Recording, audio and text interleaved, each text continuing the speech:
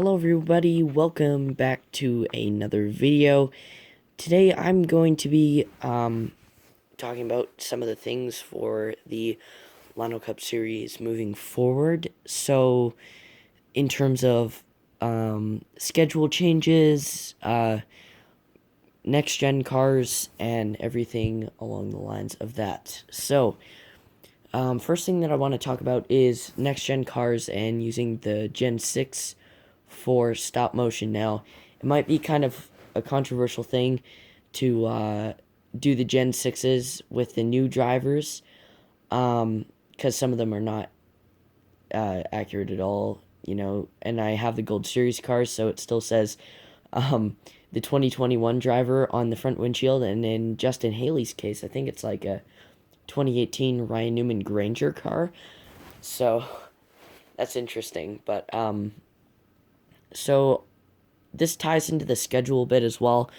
I have bought quite a few NASCAR next gen cars over yesterday and the day before. So if you didn't know, most of the next gen cars are coming from September through November, I think. And there's also a bunch in August, a few in June and July. It's kind of scattered throughout June and July, a few in each month. I think there's only like 2 or 3 in June, actually. One of them is Eric Jones' car. And then there's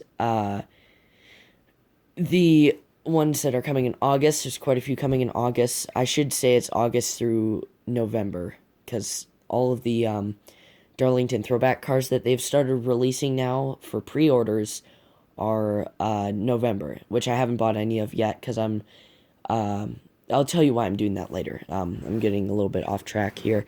But in terms of next-gen diecasts, here's the ones that I have bought so far. So I have bought the number 1 of Ross Chastain Advent Health car. So I didn't get any of his race win cars. I might, because he is my favorite driver. I just didn't. I like his Advent Health car quite a lot, so I decided to get that one instead of like the Bia Moose or the what was it? Oh, I can't remember what it was. It was like an iFly car, I think. So I got the Advent Health Ross Chastain car. I got 2 Austin Cindric cars. His Auto Trader, I believe it's the orange one. The orange Auto Trader car, and the Discount Tire Daytona 500 Race Win edition. I also bought Austin Dillon Tracker, Harrison Burton Ford Motocraft, Joey Logano Auto Trader, which is a blue one, so you might see those 2 Auto Trader schemes racing in the same race, just because they look different. If they looked the same, then I wouldn't race them in the same race. Then you got Bubba Wallace McDonald's. I like the Dr. Pepper one a lot, but the McDonald's one's probably my favorite. Earlier today, actually, I bought the number 24 of William Byron.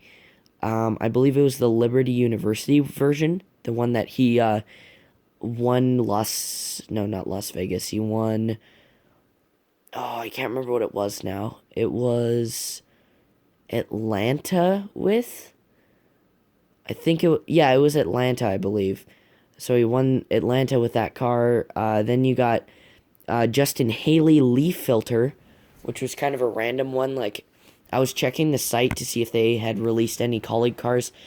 They haven't released any for the 16 yet, like any Daniel Hemrick cars or AJ Allmendinger cars, but they did release a Justin Haley leaf filter car. I believe it's shipping in October, so that's something to look forward to. Then you got Michael McDowell Loves, and his teammate Todd Gilliland first phase car from the Daytona 500 that actually wrecked with Noah Gragson. So those 2. Then you got Ty Dillon. They actually have 4 paint schemes released for Ty Dillon so far, which is really cool to see. The Ty Dillon cars get some attention, because I don't believe there was any released last year, just because it was Gaunt Brothers Racing, and I think they've only had like 1 or 2 diecast released. I know Daniel Suarez had one that was like a Comscope car in 2019 when he raced for them. or 2020, I should say. Then you got his teammate Eric Jones in the Tide Food City Bristol Dirt car.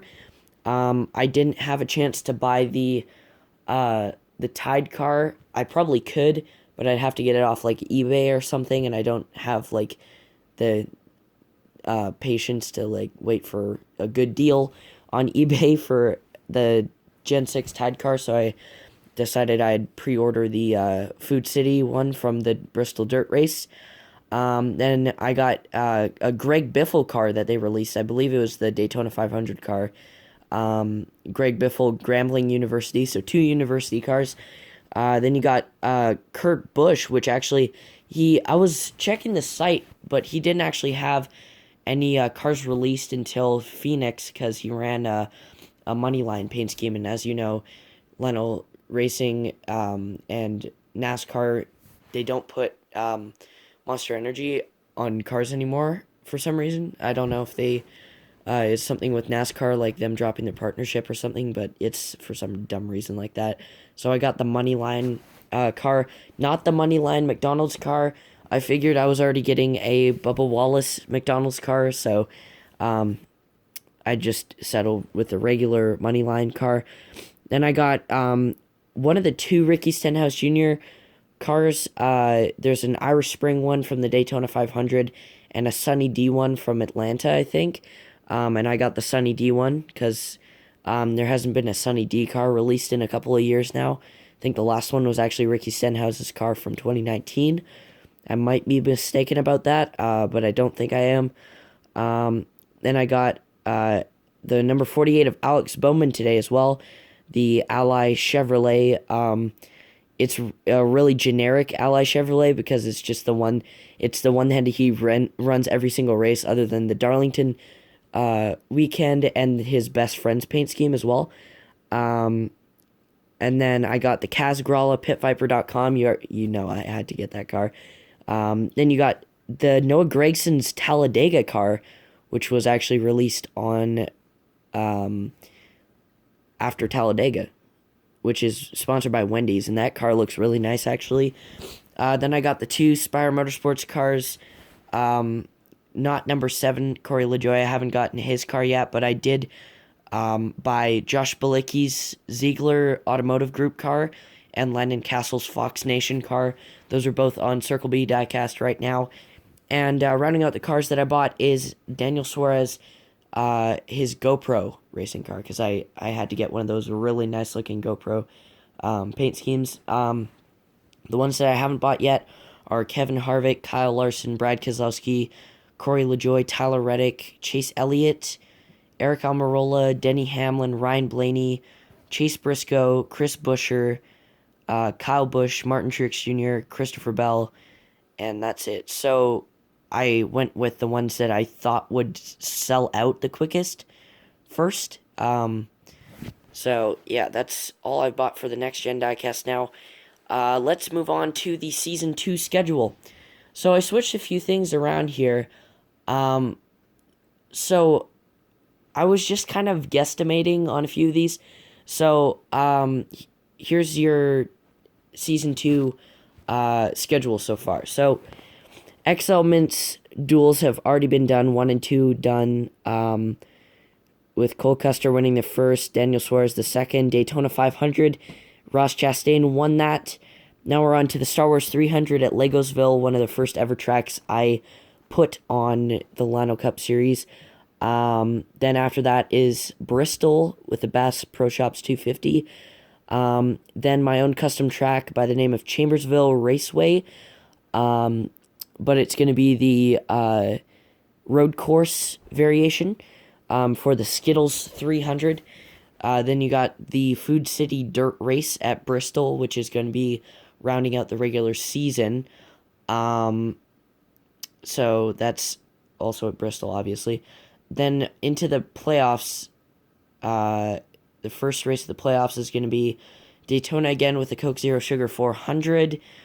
Then there's going to be 3 variations of Chambersville, a short track, a super speedway, and a road course.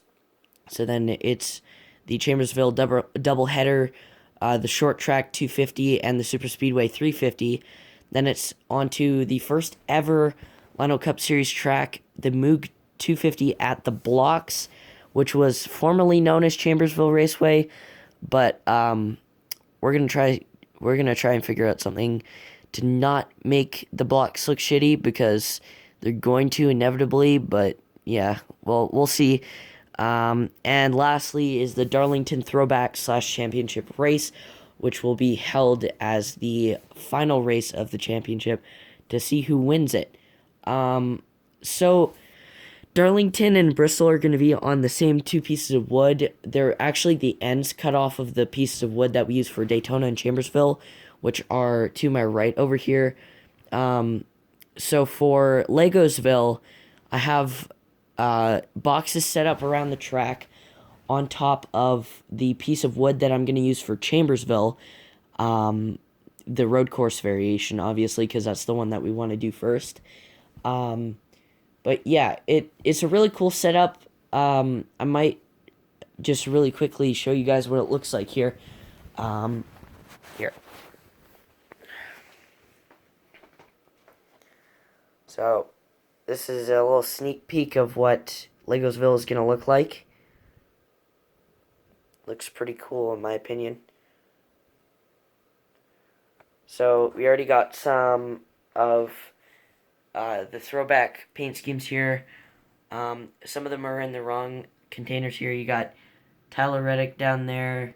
I think that's Jen Joe Cobb and Spencer Boyd. You got Spencer Boyd's car that I used for him in the second duel, I think it was. Ended up being raced by Joey Gase. And you got William Byron's 2018 paint scheme inside of a 2020 William Byron box, which is right here. Then you got Kyle Larson's 5 car that he ran at Daytona. You got Duel 1 pole sitter Chris Buescher, but the Stenhouse Jr. car that he ran. You got Kevin Harvick's Hunt Brothers Daytona car. You got the iFly Daytona car for Daniel Suarez over here. You got the Daytona Eric Jones car. The 23 Ross Chastain car where he got a podium at... Oh, what track was it? It was either Legosville or another short track. I can't remember.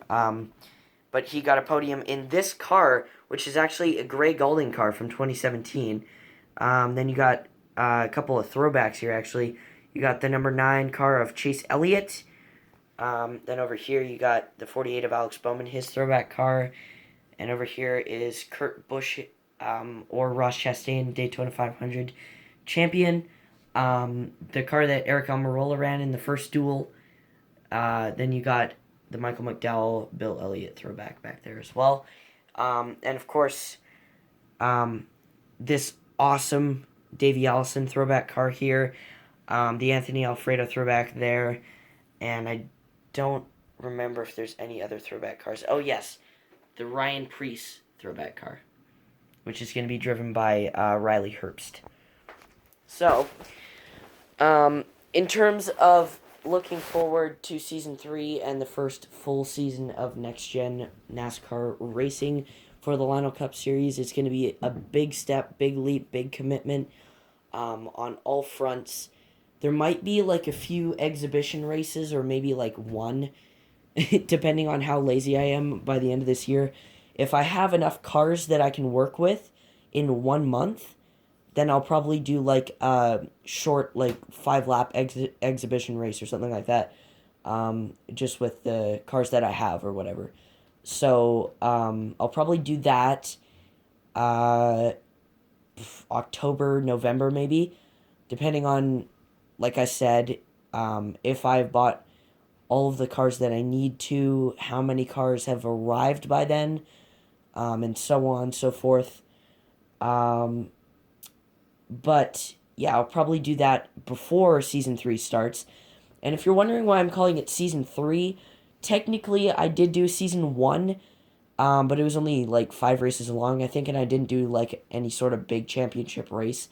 It was just Legosville, the blocks, and this weird road course that I made out of my sofa. So that was a very interesting race. It was very topsy turvy. There was a huge crash that involved the whole field, pretty much. I might post some of the clips onto my YouTube channel that I haven't used in forever.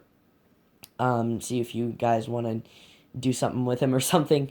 But yeah. Uh, Also, closing out the video today, I'm just going to talk about what I'm thinking of for season 3. So, season 3 is going to be. Oh, excuse me. Is going to be pretty much the same with a few changes. So, Darlington is going to be completely wiped off the face of the earth for season 3. Because I just can't be bothered to buy like every single throwback car. This is like a one-time thing that I'm doing for this season. Um, and that's why I don't have all the Darlington throwback cars yet, is because it's the last race of the season, and I can probably just order them off eBay or something like that. I do have 2 more coming. I have an Eric Almirola Mark Martin Busch Series car throwback, I think it was, and not Eric Almirola. I already said Eric Almirola. Eric Jones's STP Darlington throwback as well. So those are the 2 that I have coming. Oh, and by the way, I forgot to show you guys this one. You could probably see it off in the distance there, right there. That's a Martin Truex Jr. Auto Owners throwback as well. So, season 3, like I said, Darlington completely off the schedule because I'm not wasting money on buying like every single throwback car again.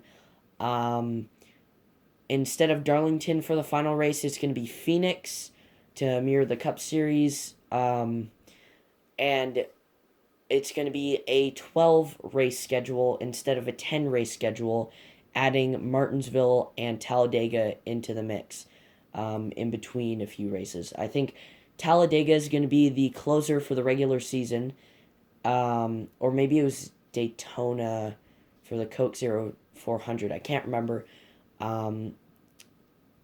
But I think it was Talladega as the last race of the regular season and Coke Zero, but I'm going to have to.